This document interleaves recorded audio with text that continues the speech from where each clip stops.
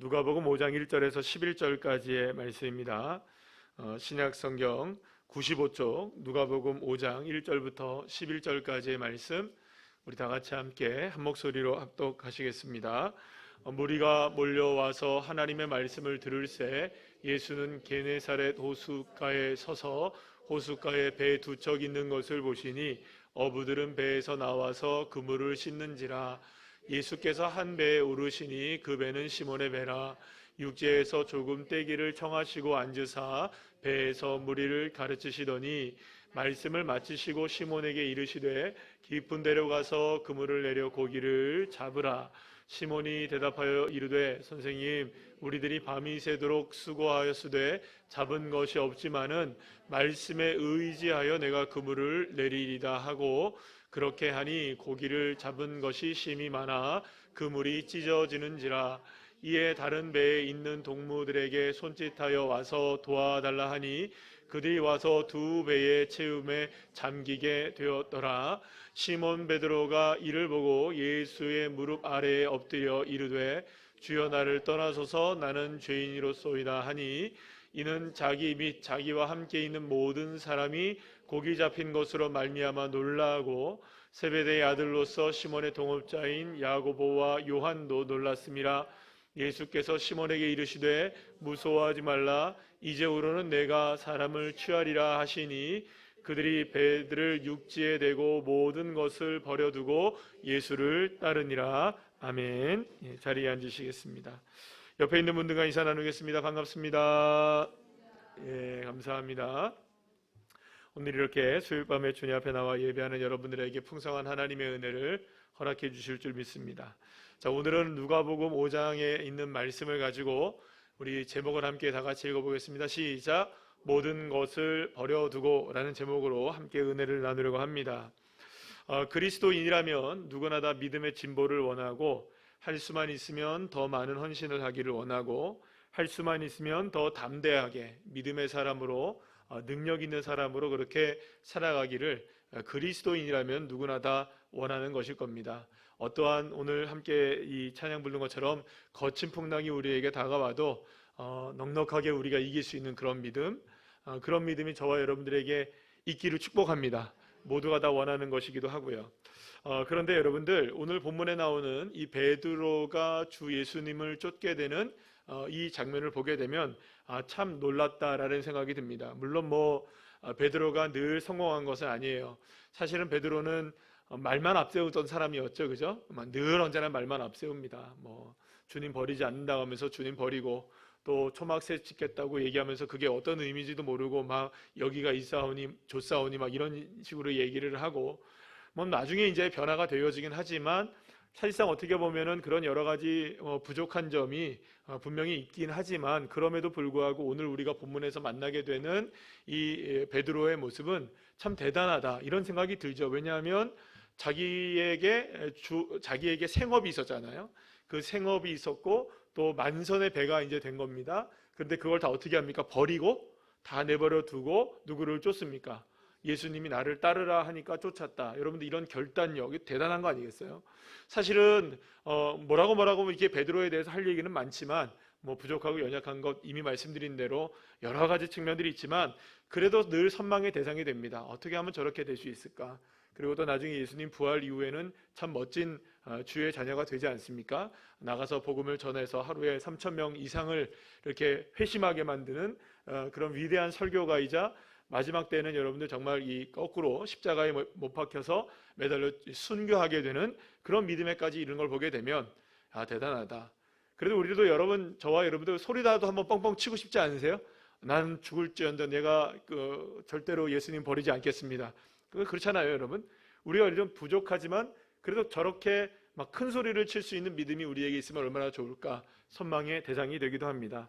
자, 그렇다면 여러분, 우리가 생각해 보면 도대체 베드로는 어떻게 이렇게 모든 것을 다 버려두고 예수님을 한순간이죠.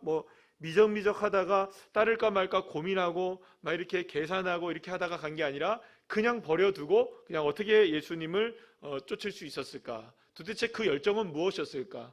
그 순종은 무엇이었을까? 사실 우리가 작은 부르심에도 우리가 머뭇하잖아요. 그죠? 늘 언제나 작은 부르심 있는데도 이거 해야 될까 말아야 될까, 이거 늘 언제나 고민에 휩싸이는 저와 여러분인데, 그렇다면 베드로가 이 모든 것을 버려두고 예수님을 이렇게 따를 수 있었던 이유는 뭘까? 그렇다면 우리는 어떻게 하면 이렇게 예수님을 따랐던 베드로와 같이 모든 것을 버려두고 우리가 툭 버려두고 주님을 쫓을 수 있을 것인가? 물론 여러분들, 그 이유가 무엇인가를 우리가 생각해 보면 오늘 본문에서도 분명히 얘기하고 있는데 물고기를 잡은 게 많았기 때문이라고 이야기를 하고 있죠. 오늘 본문 여러분들 보세요. 그렇게 얘기합니까 안 합니까? 10절 말씀에 이게 놀랐다라고 얘기를 해요. 이것으로 9절 말씀에도 보면 그 잡힌 것으로 말미암아 놀랐다 이런 얘기를 하잖아요. 9절 10절 말씀에 보면 그런 얘기를 하는 걸 보게 되면, 그러면 고기 많이 잡았기 때문에 여러분 놀랐기 때문에 예수님을 따랐느냐, 기적을 체험했기 때문에 예수님을 따랐느냐? 물론 그게 아니라고는 얘기할 수는 없을 거예요. 그렇지만 정말 우리가 생각해 봐야 되는 게 있죠. 기적 때문에 예수님을 따랐을까요? 혹시 예수님이 이렇게 얘기하잖아요. 내가 너를 사람 낚는 어부가 이제부터는 되게 할 것이다 라고 얘기하시잖아요. 그러면 예수님을 따라가게 되면 사람을 낚는다? 뭐 이게 굉장히 은유적인 표현이긴 하지만 여러분들 굉장히 괜찮잖아요. 그죠? 여러분들 사람 낚는 어부가 된다 하면 어떤 의미로 여러분들에게 다가오겠습니까? 내가 어떤 사람들 위해서 좀 많은 사람들에게 거느리고 또 그 사람들을 이렇게 다 휘어잡을 수 있는 그런 리더십 있는 사람의 자리에 서게 된다는 건가? 이런 생각 여러분들 할 수 있을까요? 없을까요? 그냥 어떻게 보면 은유적인 표현이지만 그렇게 생각이 들 수도 있을 거라는 생각이 들어요. 그러면 예수님을 따르면 뭔가 이렇게 대단한 일이 벌어질까? 뭔가 이렇게 엄청난 사건이 내게 일어나는 것인가? 엄청난 변화가 일어나는 것인가? 뭐 그런 것들 때문에 여러분들 예수님을 따랐다고도 생각할 수가 있을 겁니다. 자, 그런데 오늘 본문 말씀을 자세히 살펴보면 예수님은 전혀 다른 이유로 예수님을 따라 모든 것을 버려두고 주님을 따를 수 있었던 것으로 우리가 알게 됩니다. 그렇다면 그 이유가 무엇인가? 모든 것을 버려두고 따랐던 그 이유가 무엇인가? 오늘 그것을 함께 알아보려고 합니다. 먼저 오늘 본문 말씀을 이해하기 위해서는 오늘 본문 이전인 누가복음 4장 38절 44절까지의 내용을 좀 알 필요가 있는데요. 왜냐하면 사실은 우리가 생각할 때는 베드로가 갑자기 변화된 것 같아 보이지만 여러분, 베드로가 갑자기 변화된 사람이 아니었습니다. 특히 여러분 누가복음 4장 38절 39절 말씀 우리 다 같이 한번 읽어볼까요? 시작. 예수께서 일어나 회당에서 나가사 시몬의 집에 들어가시니 시몬의 장모가 중한 열병을 앓고 있는지라 사람들이 그를 위하여 예수께 구하니 예수께서 가까이 서서 열병을 꾸짖으신데 병이 떠나고 여자가 곧 일어나 그들에게 수종드니라. 아멘. 사실 베드로와 예수님의 만남이 오늘 5장에서 첫 번째 만남이 아니었던 거겠죠. 시몬 베드로의 집에 누가 찾아오셨습니까? 예수님이 찾아오신 거예요. 여러분 한번 생각해 보세요. 예수님을 초대한 게 아니었단 말이에요. 그죠? 이게 중요한 사건이에요. 중요한 부분이에요. 예수님을 초대해서 예수님 우리 집에 오셔서 좀 식사 좀 하세요, 이런 거였으면은 이미 누구를 알고 있었던 걸까요? 예수님을 알고 있었던 상황이었을 거예요. 근데 갑자기 회당에서 가르치던 예수님이 다짜고짜 어디로 오신 겁니까? 지금 베드로 집에 찾아오신 거예요. 뭘 알고 찾아오셨는지 모르겠지만 와보니까 베드로의 장모가 열병을 앓아서 심히 지금 굉장히 어려운 상황에 있었고 예수님을 향해서 많은 사람들이 무슨 얘기를 하느냐? 이 사람을 좀 고쳐주십시오라고 얘기를 했다는 거예요. 그러니까 여러분, 이 사건은 예수님이 갑자기 어디는 집에 오면서 시작된 겁니까? 베드로의 집에 와서 베드로를 만났겠죠, 여러분? 안 만났을까요? 만났을까요? 만났겠죠? 그리고 예수님의 장모의 열병도 고쳐주셨던 거예요. 자, 그러면서 이런 장면이 계속 이어지게 되는데 어떤 장면이 이어지게 되느냐? 그러면서 이제 장모가 병이 낫습니다. 낫게 되고 예수님을 수종을 들어요. 나은 몸으로 수종을 막 들어요. 그러니까 수종 들었다는 건 뭐겠어요? 음식을 제공해 주거나 아니면 예수님의 제자들의 무리들을 잘 섬겨주었던 일이 되겠죠? 그런데 이 열병을 고쳤다는 소식이 전해지자마자 수많은 사람들이 누구네 집으로 쫓아옵니까? 베드로의 집으로 다가오게 된 거예요. 그래서 이제 사람들 번호표 뽑고 기다리고 있는 거죠. 그죠? 누구 만나려고? 예수님을 만나려고. 그래서 그것이 밤새도록 계속된 거예요. 밤새도록. 그러니까 베드로는 이럴 겁니다. 분명히 그 장면에서 베드로가 거기에 있었다 없었다라는 얘기는 나오진 않지만 그래도 베드로의 집에 왔으니 베드로가 있었다는 것은 분명하겠죠, 그죠? 설령 베드로가 없었다 할지라도 지금 어디에 나가 있었겠어요? 그 다음 날 보게 되면 이제 장면이 나오게 되니까 이따가 어디로 간 걸까요? 밤에 고기 잡으러 또 간 거겠죠. 자, 어쨌든 예수님이 자신의 집에 와서 장모를 고치고 수많은 사람들의 귀신을 떠나가게 하고 질병을 고치는 장면을 이 베드로는 눈으로 목격했을 거라는 거예요. 그러면서 어떤 그 사람이 그렇게 고백을 해요. 예수님께서 귀신을 쫓아낼 때에 당신은 하나님의 아들이십니다라고 귀신이 그냥 이야기한다는 거예요. 떠나가면서 그런 얘기를 해요. 그러니까 사람들이 그때 당시에 어떤 이야기를 들은 겁니까? 야, 이분이 어떤 분이시다? 하나님의 아들이시구나. 그 생각도 다 하고 있었을 거예요. 자, 그런데 그렇게 그 예수님께서 수많은 기적을 자신의 집에서 행하시는 것을 몸소 목격하고 몸소 보게 되었던 이 베드로. 그러면 여러분, 베드로는 이미 예수님에 대한 마음이 달라졌을까요? 처음 만남에 그냥 무조건 따라가는 그런 사람이었을까요? 그런 게 아니었던 거죠. 이미 예수님이 어떤 사람이라는 건, 어떤 분이라는 것은 이제 체험을 분명히 했던 것이겠죠.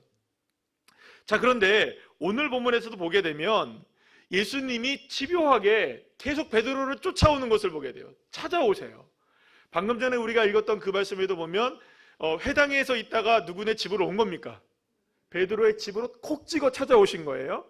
자, 그런데 오늘 본문에서도 보게 되면, 자세히 보게 되면 갈릴리의 여러 회당을 전도하시던 중에, 여러분들 말씀을 전하시던 중에 이제 누구에게 또 오신 겁니까? 갈릴리 여러 회당 중에서 게네사렛 호수까지 오셔서, 그래서 그 게네사렛 호수까지 오셔가지고 또 누구의 배에 올라가십니까?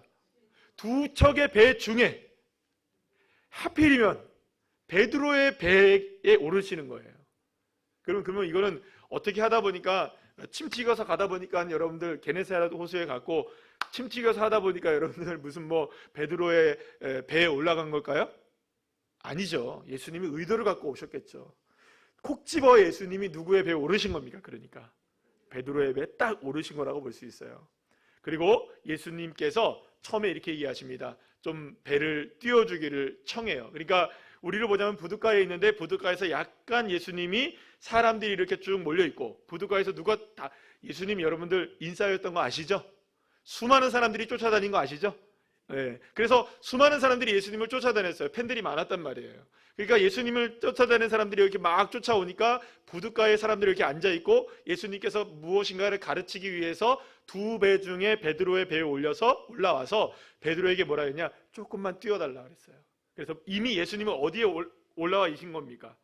배 위에 올라와 계시고, 그 다음에 배 위에서, 그냥 물 위에 있는 배입니다. 그냥 부둣가에 이렇게 정박해 있거나 이런 뭐랄까요, 어디 이렇게 해변가에 이렇게 정박되어 있는 그런 배가 아니라 이미 물 위에 떠 있는 배인 거예요. 거기서 예수님이 한참 동안을 사람들에게 말씀으로 가르치시게 됩니다.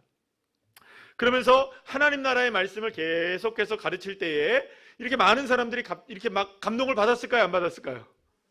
예, 감동을 받았겠죠. 예수님이 말씀하시는데 어떻게 그 감동을 안 받았겠어요? 그래서 많은 사람들이 어떤 말씀을 증거했는지는 나오진 않지만, 어쨌든 사람들이 하나님 나라의 세계에 예수님의 말씀을 통해서 푹 빠져 있었을 거예요. 그런데 갑자기 느닷없이 예수님이 무슨 얘기를 하느냐? 베드로에게 무슨 얘기를 합니까? 깊은 데로 가서 그물을 한번 던져봐라. 이 이야기를 오늘 보면 4절 말씀에서 하신 거예요. 여러분, 생각해보면 너무 생뚱맞은 이야기죠? 그렇지 않아요, 여러분? 이미 그물을 다 씻어서 정리를 한 상태였어요. 그리고 지금 시간에는 배를 띄워서 바다에 나가는 시간이 아닌 거예요. 상식적으로 이해할 수 없는 일이에요. 상식적으로. 그리고 기승전결이 맞아야 되잖아요, 여러분들. 뭔가가 기승전결이. 그러니까 배에 타셔서 말씀을 전하셨으면 이제 끝나셔서 어떻게 하면 됩니까? 그냥 다시 좀 나 내리게 해다오. 그럼 내려가지고 가시면 되잖아요. 그런데 갑자기 배 위에 올라와 있다고 그물 던져라. 여러분, 그게 그렇게 쉽게 되는 일이라는 거죠. 그게 아니라는 거예요. 그래 도저히 상식적으로는 이해할 수 없는 예수님이 말씀을 하셨는데 베드로가 어떻게 대답하느냐가 중요한 거죠. 베드로가 오늘 본문 5절 말씀에서 이렇게 대답을 합니다. 우리 다 같이 한번 읽어볼까요? 시작. 시몬이 대답하여 이르되 선생님, 우리들이 밤이 새도록 수고하였으되 잡은 것이 없지만은 말씀에 의지하여 내가 그물을 내리리라 하고. 자, 그렇다면 베드로는 왜 다시 깊은 곳으로 가서 그물을 내릴 수 있게 되었을까요? 무엇이 밤새도록 베드로가 수고했지만 아무것도 잡은 것이 없는 빈배였지만 그 빈배를 다시금 이끌고 바다 깊은 곳으로 들어갈 수 있게 했느냐라는 것이죠. 오늘 성경에서는 분명히 그 이유를 딱 한 가지로 얘기하고 있어요. 다른 이야기로 얘기하지 않습니다. 따라합시다. 말씀에 의지하여. 예, 그렇습니다. 사랑하는 여러분, 베드로는 말씀에 의지하였기 때문에 그 말씀에 따라, 예수님이 하신 말씀에 따라서 깊은 곳으로 가서 그물을 다시금 내리게 된 거예요. 실패한 곳이었지만, 안 됐던 곳이었지만 무엇을 의지하여? 말씀을 의지하여서 깊은 곳에 갔던 거예요. 사실 베드로가, 여러분 한번 생각해 보세요. 만약에 만선의 축복을 바라며 깊은 곳으로 그 아침에 다시금 나갔다면, 그래서 정말 주님께서 허락하신 만선의 축복을 누릴 수 있게 되었다면 그 다음에 베드로가 취할 행동은 뭐였을까요, 여러분들? 베드로가 꽉 찼어요, 배가. 자기의 목표가 정말로 만선의 축복이었다. 그러면 이제는 뭐 하면 됩니까? 어디로 가면 됩니까? 업한장 가면 되죠, 그죠? 예, 경매사 부르고, 그죠? 예. 그래서 빨리 돈 벌어야죠, 그죠? 아유, 목사, 저 예수님 땡큐 하면서, 예, 나중에 저기 감사원금 11조 낼게요 하고, 그죠? 그리고 이제 가고, 예, 이것 중에 좀 좋은 것들 좀 해놔서 저기 예수님 오늘 저녁에 다시 좀 오세요. 예, 회 떠드릴 테니까. 이렇게 얘기하고, 여러분들 그게 그랬을 것 같아요, 그죠? 여러분 정신 없을 거 아니에요. 이렇게 만선인데 내 것만 찬 것도 아니고 2배에 가득 찼으니까. 그런데 베드로가 그런 행동을 하지 않았어요. 베드로는 말씀을 믿고 말씀에 따라서 깊은 곳으로 가서 그물을 던졌을 때 고기를 잡을 수 있을 것이라고 생각했을까요? 아니면 고기를 못 잡을 것이라고 생각했을까요? 사실은 제가 생각했을 때 그 둘 다도 아니었을 것 같아요. 그냥 예수님이 내려보라 하니 내려본 것이 아닐까. 잡으려고 내려본 것도 아니고, 이게 잡히겠어? 라고 얘기해서 안 잡힐 거야 라고 해서 내려본 것도 아니라 그저 뭐 때문에 한 겁니까? 말씀에 따라 한 거예요. 이거 굉장히 중요한 부분입니다. 말씀에 따라서. 여러분, 말씀에 의지했다는 것은 말씀 자체를 의지한 것도 있지만 여기서 가장 중요한 포인트가 뭐냐? 말씀을 의지했다는 것은 어떤 의미가 있는 겁니까? 누구의 말씀을 따랐다는 거예요? 예수님의 말씀에 그죠? 그렇죠? 뭐 한 겁니까 지금? 순종한 거예요. 순종. 왜냐하면 이 그물을 내렸을 때 고기가 잡힐 것인가 안 잡힐 것인가를 생각하고 내렸다면, 여러분, 만약에 내가 하나도 잡은 것이 없는데 예수님이 나에게 고기를 주시기를 원하시는구나 라고 생각하고 그물을 내려서 잡았다면 빨리 어디로 갔을 거라고요? 업한장에 갔을 거예요. 그렇다고 여러분들 아무런 기대도 안 했는데 만약에 그렇게 됐다, 그래도 저 같으면 업한장에 갈 거예요. 자기의 목적이 고기를 잡고 안 잡고에 있었다면 여러분들 안 그렇겠습니까? 여러분들은 안 그렇겠어요. 내가 고기를 잡고 안 잡고에 대한 목표가 가지고 있었으면 아마도 고기를 잡게 되었던 그때에는 아마 모두가 다 그렇게 똑같은 행동을 했을 거라고 생각이 들어요. 그런데 베드로는 말씀에 의지하여 갔다는 그 자체가 예수님 그 자체의 말, 그러니까 깊은 데로 가서 그물을 던져라라는 그 말씀을 의지하고 고기를 잡으러 간 게 아니라 말씀 자체에 뭐 한 겁니까? 주님이 하신 말씀에 행동적인 순종을 한 거죠. 물론 말씀을 순종한 거긴 하지만 눈앞에서 놀라운 광경이 일어나면서 여러분들 한번 생각해 보세요. 이 장면을 한번 여러분 생각해 보시면 베드로가 지금 그물이 찢어지게 지금 잡히니까 이게 자기로서는 너무나 힘드니까 옆에 있는 배 친구 불러다가 갑자기 그 배까지 가득 차는 거예요. 그러면 그물을 막 끄집어낼 거 아니에요. 그러면 여러분 그물을 끄집어낼 때 저와 여러분이 만약에 베드로라면 그 시선은, 눈은 어디가 있을까요? 배에 있을까요? 아니 그 물고기에 시선이 잡혀 있을까요? 영화적 상상을 한번 생각해 보세요. 드라마를 찍는다. 드라마를 안 찍어 보셔가지고 우리의 시선은 어디 있을까요? 아니, 손은 지금 막 움직여야 되긴 해요. 눈은 어디에 있을까요? 당연하지 않겠어요? 어떻게 이런 일이? 이거 뭐야? 이렇게 했죠? 제가 연기를 못해서 저도 드라마를 찍어본 적이 없었어. 막 끄집어 올리면서도 이게 도대체 어떻게 된 거지? 그러지 않았겠어요?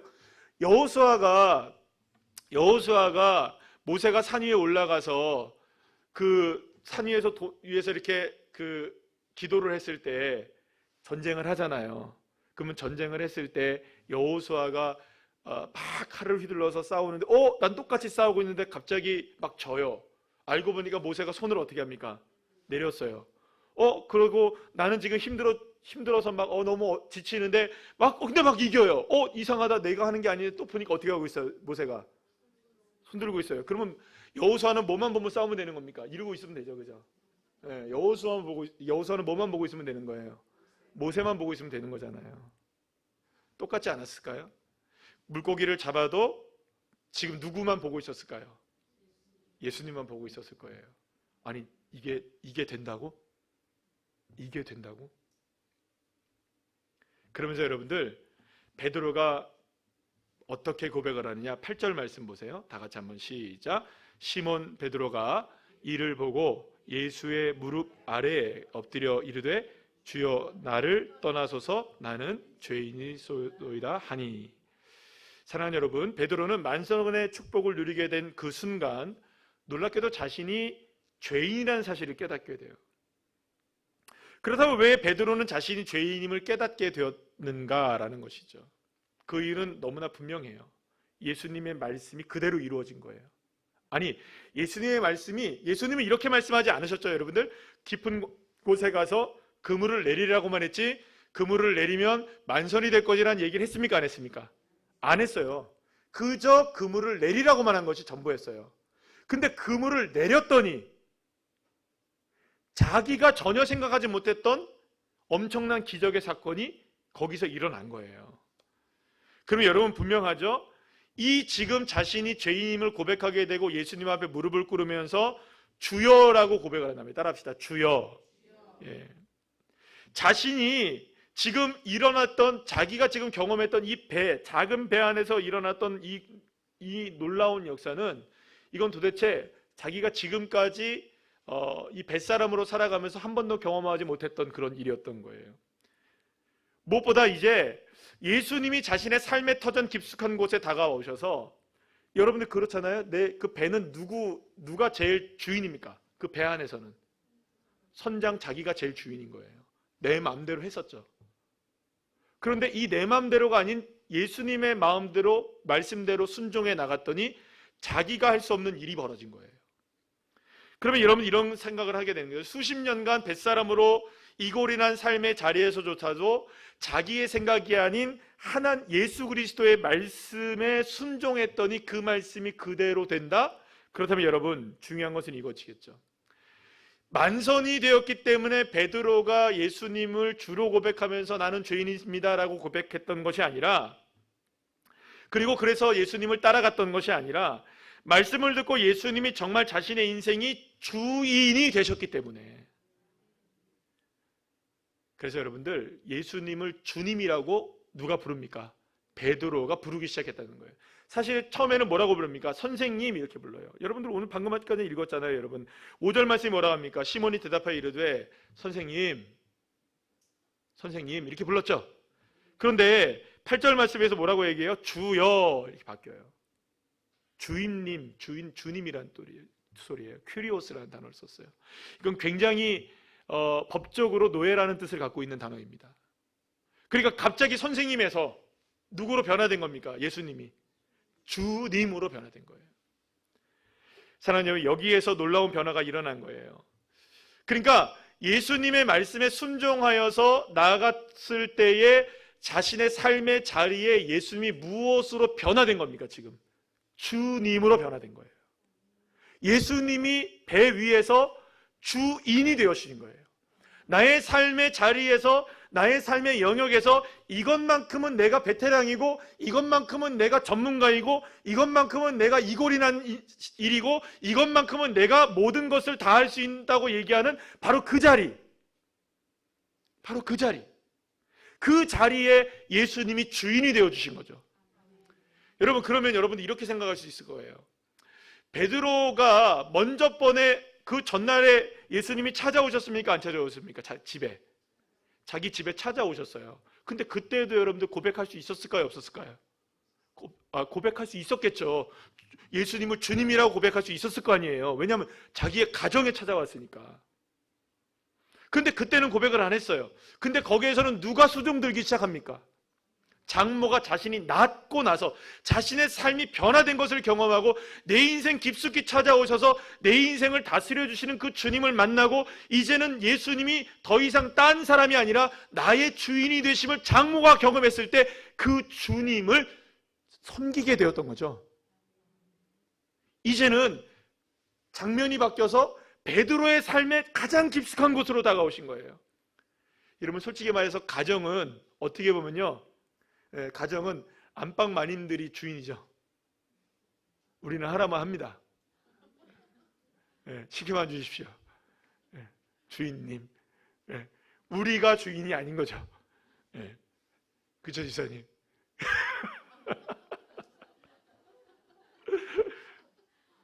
주인님.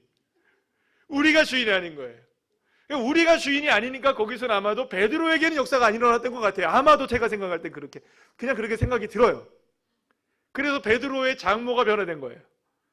그런데 여기만큼은 베드로의 장모가 오든지 베드로의 부인이 오든지 아이들이 와도 이거는 가만히 있어 이렇게 할 수 있잖아요. 왜냐? 여기 내 나무발이거든요. 그죠? 이 배만큼은 내 거거든요. 내 영역이거든요. 내 영역. 제가 가끔 저희 집사람이랑 실갱이를 할 때가 있어요. 언제냐? 싱크대 앞에서. 여러분들 이상하게 보지 마시고. 난 설거지를 하겠다는 거예요. 그런데 저리 가래요. 그러면 가야 돼요. 왜냐하면 제가 하면 이렇게 엉망이 되나 봐요. 그래서 뒤지다거리가 더 힘든가 봐요. 그러니까 차라리 맞아요? 맞나요? 그래서 가래요. 그럼 가야 돼요. 왜냐하면 거기의 주인은 제가 아니니까, 싱크대 주인은. 그러나 교회에서 딱 오면은 저희 집 사람들 저희에게는 가만히 있어.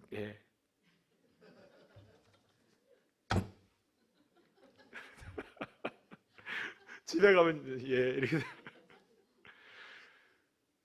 배만큼은요, 베드로에게 있어서 배만큼은 자기의 삶의 중심이었던 거예요. 근데 거기에 찾아오셔서 자기가 생각했던 모든 것을 뒤집어 엎고 그분이 주인이 되신 거예요. 자, 그런데 여기서 잠깐 살펴볼 게 하나가 있는데요. 자, 오늘 본문에 보시면 예수님은 지금 어디에 계실까라는 거예요. 예수님은 어디에 계실까요? 깊은 곳에 가서 그물을 내릴 때 예수님은 도대체 어디에 계셨을까? 오늘 본문 3절을 자세히 살펴보면 예수님이 배에서 오르신 이후에 말씀을 무리들에게 전하시고 배에서 다시 육지로 내려가셨다는 말씀이 없이 11절 말씀 보세요. 11절 말씀 뭐라고 나옵니까? 그들이 배들을 육지에 대고 모든 것을 버려두고 예수를 따르니라 이렇게 돼 있어요. 정확하게 우리가 여기서 예수님이 여기 있다 저기 있다라고 얘기를 할 수는 없지만 아마도 여전히 베드로의 배에 함께 계셨던 것이 아닐까요? 그러니까 베드로가 깊은 곳으로 물러나갔을 때 비전문가인 예수님도 그곳에 함께 계셨던 거죠. 그물이 찢어질 정도로 고기가 잡혀진 그 순간에도 예수님은 베드로와 함께 계셨어요. 그러고 보면 여러분, 이 베드로는 물 위에서 많은 일들이 일어나죠. 그죠? 물 위를 걸었을 때, 그때에도 물 속에 빠져들어갔을 때도 예수님이 물 위에 있는 거예요. 아무것도 없이 물 위에 있을 때 걸어오다가 빠졌잖아요. 그때도 예수님은 물 위에서 예수님을, 베드로를 어떻게 합니까? 건져 내셔서 같이 걸어서 다시 어디로 갑니까? 배 위에 올라가거든요. 그러니까 언제나 예수님이 베드로와 함께 계셨어요. 베드로가 주님이라고 고백할 수밖에 없었던 이유는 다른 것이 아니었어요. 사실 그 배의 주인은 누구였을까요? 베드로였죠. 그런데 이제는 이 배의 주인이 내가 될 수 없는 거예요. 왜냐하면 깊은 곳에 가서 그물을 내리라 한 말씀에 자기의 상상을 초월하는 일이 벌어질 것이라면 과연 여러분 이 배는 내 배일까? 이 배는 내가 다스리는 배일까?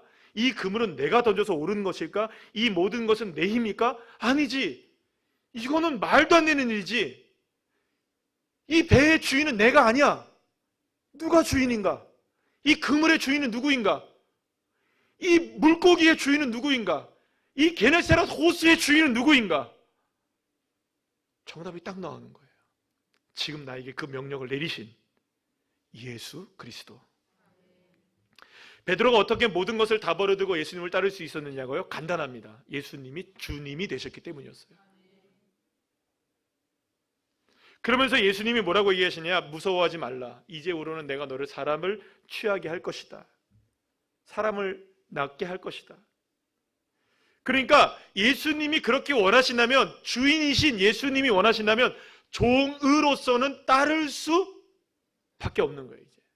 왜냐하면 그 배 안에서 이미 예수님에게 무엇이 된 겁니까? 베드로는 종이 되고 종의 주인이 됐으니 주인이 나를 따르라 하면 어떻게 합니까? 따를 수밖에 없는 것이죠. 여기에서 무슨 뭐 고기를 팔고 안 팔고 뭐 이걸 하고 안 하고 이런 문제는 더 이상 이제는 주인과 종의 관계에서는 성립이 안 되는 겁니다. 주인이 따르라 하면 어떻게 될까요? 따라야 되는 거겠죠. 베드로가 예수님을 따를 수밖에 없었던 그 이유는 딱 한 가지였어요. 예수님이 정말 주님이 되셨기 때문인 것이죠. 자신의 삶의 중심에 계신 예수님이 나의 주님이심을 믿음으로 고백하게 됐을 때 따르지 않을 수가 없던 겁니다. 예수님이 주인이 되지 않으면 여러분 아무리 만선의 배가 있다 할지라도 한 발짝도 예수님을 따를 수가 없는 거예요. 그러나 예수님이 주인이 되시면, 하나님이 나의 주인이 되시고 예수님이 나의 주인이 되시면 모든 것을 다 가지고 있어도 다 버리고 주님을 따라갈 수 있는 거예요. 여러분, 부자 청년이 예수님께 와서 영생을 어떻게 하면 얻을 수 있습니까? 라는 질문을 했잖아요. 그때 예수님이 뭐라고 얘기합니까? 누가복음 18장 22절 말씀 우리 다 같이 한번 읽어볼까요? 시작.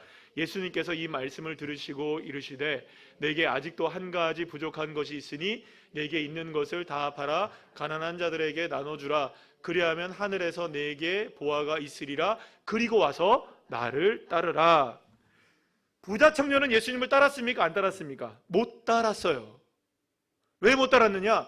자신의 삶의 가장 중심에 깊숙이 들어오셔서 예수님이 그것을 버리고 나를 따르라고 했을 때 그 영역만큼은 누구 건 거예요? 돈, 명예, 부, 젊음, 이 모든 것들이 다 누구 거예요? 자기 자신 건 거예요. 그래도 예수님 이것만큼은 내 건데요.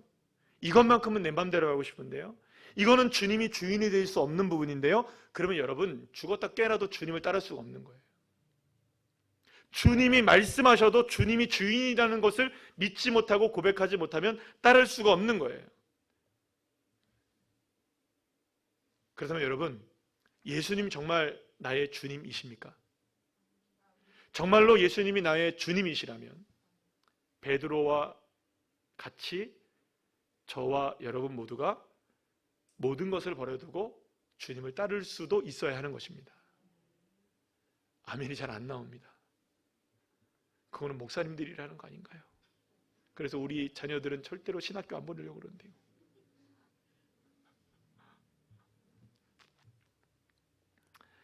사랑하는 여러분, 우리가 예수님에 대해서, 하나님에 대해서 오해하는 것은 이거죠. 주님께서 모든 것을 다 버려두라고 하고 따르라 해서 주님께 모든 것을 버려두면 진짜 그것이 갑자기 통장의 잔고가 0원이 되거나 여러분들의 집문서가 날아가거나 여러분들이 가지고 있는 모든 것들이 자동차가 갑자기 빵꾸가 나거나 이렇게 되는 그런 것들을 상상하시기 때문에 잘 못하는 거예요. 여러분들 전혀 주님은 그렇게 무지막지하신 분이 아니십니다. 설령 우리 거를 다 가져가신다 할지라도 나중이면 7배의 축복을 더 하실 수 있는 분이세요. 그건 아무것도 문제가 아니에요. 가진 것, 우리가 가지고 있는 것, 우리의 모든 것, 이런 것들은 사실은 하나님께 아무것도 아닌 거죠. 하나님은 뒤로 돌아갔다면 여러분들 꼴등이 1등 되기도 하시고요. 주님께서 그것이 마땅치가 않으시면 1등 가다가도 주님 멈추라 하시면 멈춰버릴 수밖에 없는 게 우리 인생 아니겠어요? 주권이 다 주님께 있는데. 사랑하는 여러분, 우리가 주님을 따르지 못하는 이유가, 만약에 이런 것 저런 것 저런 것 이런 거를 많이 계산해 보니 야, 이거는 아닌 것 같고 이거는 내 것 같고 이거는 아닌 것 같은데 라는 계산으로 주님을 여전히 따르고 있다면 여러분들, 우리는 주님을 따르고 있는 게 아닙니다. 여전히 만선의 배가 우리에게는 그립고, 여전히 빈 배여도 언젠간 한 번이 만선되겠지라는 그 배가 그리운 거죠. 중요한 것은 여러분, 늘 언제나 예수님의 성공, 하나님의 영광이 아니라 나의 성공 때문이 아닌가라는 생각을 합니다.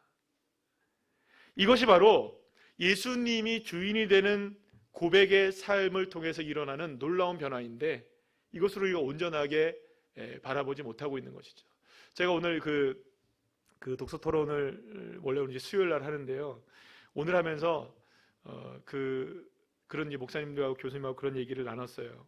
오늘 주제가 뭐였냐면, 과연 우리가 하나님을 섬기는 것이, 그러니까 물론 거기서 이제 원래 내용은 하나님은 아니지만 그런 대화를 나누다가 이런 고민들을 함께 나눴는데, 우리가 하나님을 섬기는 것이 우리가 하나님께 어떤 유익을 줄 수 있기 때문에 섬기는 것인가?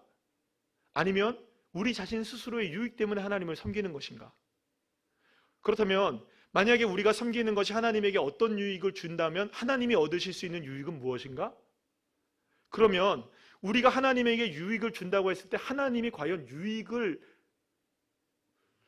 하나님이 얻을 수 있는 유익이 있긴 하실 것인가? 여러분, 하나님이 클까요? 우리가 클까요? 그럼 하나님이 가지신 게 클까요? 우리가 가지고 있는 게 클까요? 그러면 하나님이 유익될 게 우리의 유익으로 생각해서 그게 측량이 될까요? 1시간 동안 그 얘기했어요, 오늘. 그러면서 많은 것들을 서로가 이제 나누게 되었어요. 사랑하는 여러분, 하나님은 여러분 절대로 오해하지 마십시오. 하나님은 베드로가 잡았던 만선의 배를 원하셨던 게 아닙니다. 여러분, 그건 주님께서 얼마든지 하실 수 있는 일이에요. 게네사렛 호숫가의 문제겠습니까? 태평양에 있는 모든 물고기를 한꺼번에 주님께서 다 건져낼 수도 있는 분이 주님이신 줄 믿으시길 바랍니다. 하나님이 물고기가 부족해서일까요? 하나님이 물고기가 부족해서 베드로에게 깊은 데로 가서 물고기를 건져내라 하셨을까요? 그게 하나님에 대한 오해입니다. 하나님을 믿고 따르면 그렇게 되겠지? 물론 여러분, 하나님은 우리에게 그렇게 하실 수 있는 넉넉하신 분이시긴 합니다. 그러나 중요한 것은 뭐냐 하면, 내가 가지고 있는 것이 어떤 것이든 그 무엇이든 하나님보다 클 수 없잖아요. 하나님보다 위대할 수는 없잖아요. 내가 얼마나 많은 것들을 갖고 있든, 내가 얼마나 많은 건강을 갖고 있든, 내가 얼마나 많은 소유를, 능력을 갖고 있든, 그게 어떻게 하나님보다 클 수가 있겠습니까? 그렇다면 주님이 나의 주님이시고 예수님이 나의 주님이시고 내가 종이라면 하나님이 가진 게 클까요? 내가 가진 게 클까? 정답은 딱 하나입니다. 주님 앞에 우리는 비교할 수 없는 인생인 거죠. 그래서 저와 여러분이 온전하게 주님을 따른다, 모든 것을 버려두고 어떻게 따를 수 있느냐? 사랑하는 여러분, 우리가 모든 것을 버려두고 주님 따른다면 부담스럽잖아요. 어떻게 모든 것을 버려두고 따라? 그런데 그 부담이 아니라 오히려 나의 모든 것을 다 누구에게 맡길 수 있는 것일까요? 내 빈 배도, 찢어진 그물들도, 나의 모든 염려와 근심도, 내 능력도, 내 가진 것들도 다 누구에게 맡기는 겁니까? 바다보다 넓으신 하나님, 하늘보다 크신 하나님, 그분에게 내 소유를 다 맡기는 것인데, 그러면 여러분, 이거보다 더 완벽한 것이 어디 있을까요? 사랑하는 여러분, 문제의 정답은 어디 있느냐? 예수님이 나의 주님이 되느냐? 여전히 손님으로 계시느냐? 사랑하는 여러분, 예수님은 나의 주님이십니다. 그렇다면 나는 지금 어떤가?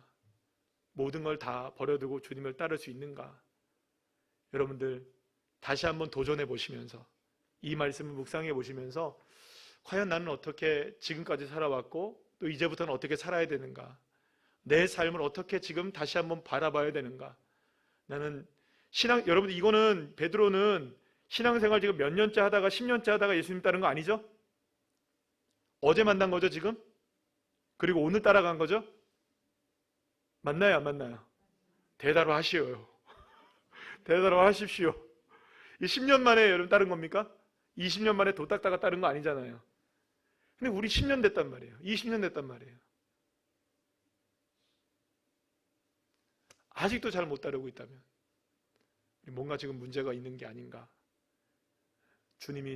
예수님이 정말 주님이 되시기를, 삶의 깊은 곳에서 우리에게 주인이 되시기를 원하시는 그 주님을 따라 순종해 나가실 수 있는 믿음의 자녀들 한 분 한 분들 다 되시기를 간절히 축복합니다.